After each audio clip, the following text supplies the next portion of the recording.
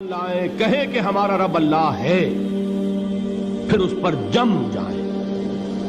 ان پر فرشتوں کا نزول ہوتا ہے، نہ کوئی غم کرو نہ خوف، خوشیاں مناؤ جنت کی جس کا تم سے وعدہ کیا گیا تھا۔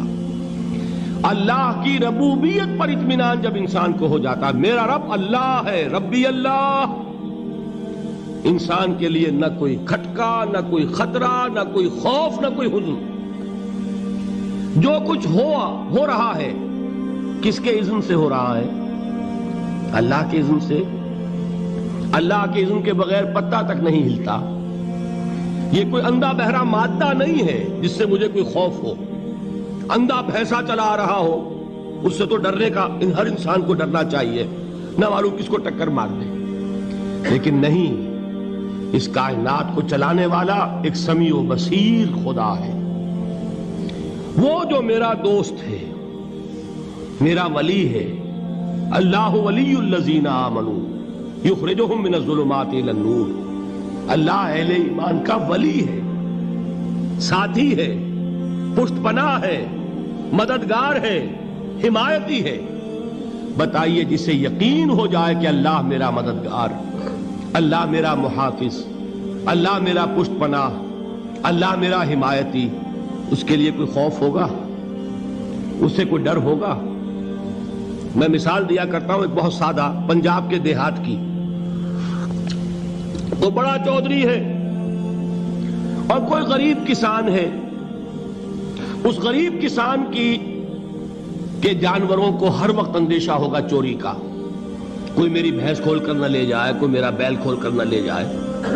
لیکن جس کے بارے میں یہ سب کو معلوم ہو کہ وہ جو بڑا چودھری ہے وہ اس کا دوست ہے، اس کی بچیا کو کوئی خوف ہوگا؟ اس کی بھینس پر کوئی ہاتھ ڈالے گا؟ اسے کوئی اندیشہ ہوگا؟ نہیں۔ کیوں؟ کہ وہ بڑا چودھری، بڑا اس کا یہاں کا سردار، جاگیردار، سب کو معلوم ہے وہ میرا دوست ہے، کوئی میرے خلاف اقدام نہیں کر سکتا۔ اس دنیا میں یہ چھوٹی سی بات اگر آپ کے دلی اطمینان اور سکون کا باعث بن سکتی ہے تو ذرا تصور کیجئے۔ میں لفظ تصور استعمال کروں گا صرف اس لیے کہ اس کا ہم جس کو کہتے ہیں ادراک اور شعور کر نہیں سکتے، اگر کے ساتھ کر سکتے۔ اگر یقین ہو کہ اللہ میرا مددگار اور یقین ہو کہ اللہ ہر آن میرے ساتھ ہے، پھر کوئی خوف؟ کس کا خوف؟ کوئی شے اللہ سے بالا تر ہے؟ کوئی قوت اس سے زیادہ طاقتور ہے؟ کوئی اس کے ارادے کو بدلنے والا ہے؟ کوئی اس کی مشیت کے آڑے آنے والا ہے؟ یہی بات ہے جو حضور نے فرمائی۔ یہ ایمان کا حاصل ہے لب لباب، کہ دیکھو اچھی طرح اس بات کو ذہن نشین کر لو، اگر تمام انسان مل کر تمہیں کوئی نقصان پہنچانا چاہے نہیں پہنچا سکتے مگر جو کچھ اللہ نے لکھ دیا ہو، اور تمام انسان مل کر تمہیں کوئی نفع پہنچانا چاہے نہیں پہنچا سکتے مگر وہ شے جو اللہ نے طے کر دی۔ آپ پھر میں کہوں گا ذرا طاری کیجئے، اسے فرض کیجئے، اسے سوچئے۔ اگر اس حدیث پر ہمارا دل ٹھکا ہوا ہو تو کسی سے ڈر ہوگا؟ یہ مجھے نقصان نہ پہنچا دے، یہ میری رپورٹ خراب نہ کر دے، یہ میری انکریمنٹ نہ رکوا دے، یہ میرا یہ نہ بگاڑ دے، یہ میرے یہ نقصان نہ پہنچا دے۔ اس کا ڈر، اس کا ڈر، اس کا خوف، اس کی خوشامد، اس کے لیے جا کر طرح طرح سے اپنی عزت نفس کو ذلیل کروانا اس کے سامنے، یہ سب کچھ کیوں کرتا ہے انسان؟ جب سمجھتا ہے کہ اس کے ہاتھ میں میرا کوئی نفع ہے، اس کے ہاتھ میں میرے لیے کوئی ضرر ہے، یہ مجھے کوئی غضب پہنچا سکتا ہے، یہ مجھے کوئی نقصان پہنچا سکتا ہے، یہ میرا کوئی کام بنا سکتا ہے، یہ میری کوئی ضرورت پوری کر سکتا ہے، اسی کا نام شرک ہے۔ جہاں آپ نے یہ سمجھا کہ غیر اللہ کے اندر کوئی طاقت موجود ہے وہی شرک ہے۔ بتوں سے تجھ کو امیدیں، خدا سے نومیدی، مجھے بتا تو صحیح اور کافری کیا ہے؟ شرک تو یہ ہے۔ جس پر بھی تمہیں یہ خیال ہے، کلمہ ہے یہ کلمہ سوم، لا حول ولا قوت الا باللہ، ذرا اس پر دل کو کبھی اگر آپ تصور کریں، پھر فرض کریں، دل ٹھک جائے اس پر، کوئی طاقت نہیں۔ یہی بات تھی جو شیخ عبد القادر جیلانی رحمۃ اللہ علیہ نے اپنی وصیت میں اپنے بچے سے کہی. 11ویں دینے والے ہیں، لیکن حضرت شیخ عبد القادر جیلانی کی وصیت اور تعلیمات کو کتنے لوگ ہیں تم جانتے ہو؟ یہ جن مقامات تک پہنچے ہیں وہ کس چیز کی بدولت پہنچے ہیں؟ انہوں نے جو پیغام دیا وہ کیا تھا؟ اے میرے بچے، جس طریقے سے قرآن مجید میں حضرت لقمان کی نصیحتیں جو ہے نقل کر دی گئی ہیں، میں یہ عرض کروں گا بالفرض اگر قرآن حضرت عبد القادر جیلانی کے بعد نازل ہوا ہوتا تو شیخ عبد القادر کی یہ نصیحتیں بھی قرآن میں درج ہوتی. اتنی اونچی نصیحتیں ہیں. اے میرے بچے، اس حقیقت کو ذہن نشین کر لے، لا فاعل فی الحقیقت ولا مؤثر الا اللہ.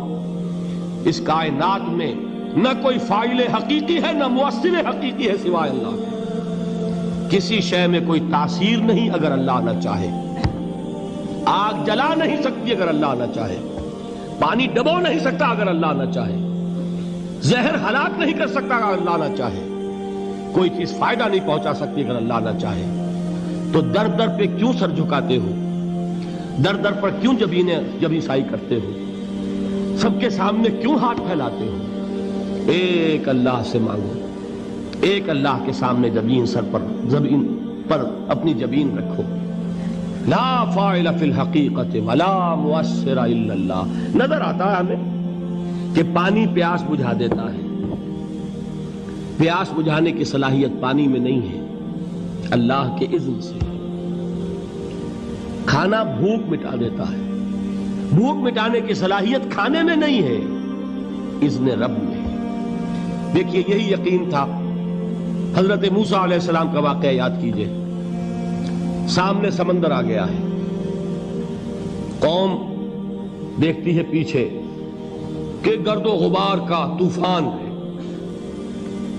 معلوم ہوا کہ فرعون اپنے لشکر سمیت آ گیا ہے. لشکر جب چلتا تھا تیز رفتاری کے ساتھ تو گرد و غبار کا جو طوفان اٹھتا تھا اس کا تصور کیجئے. اور لمحہ بلمحہ وہ قریب آ رہا ہے. پوری قوم نے کیا کہا؟ اے موسیٰ انا لمدرکون. اے موسیٰ ہم کو پکڑے گئے. قرآن مجید نے تو یہاں وہ باتیں نہیں لکھی ہے، لیکن تورات میں یہ درج ہے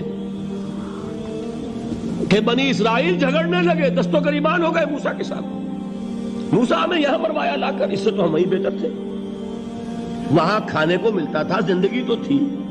بیگار ہم کر رہے تھے، موت تو نہیں تھی.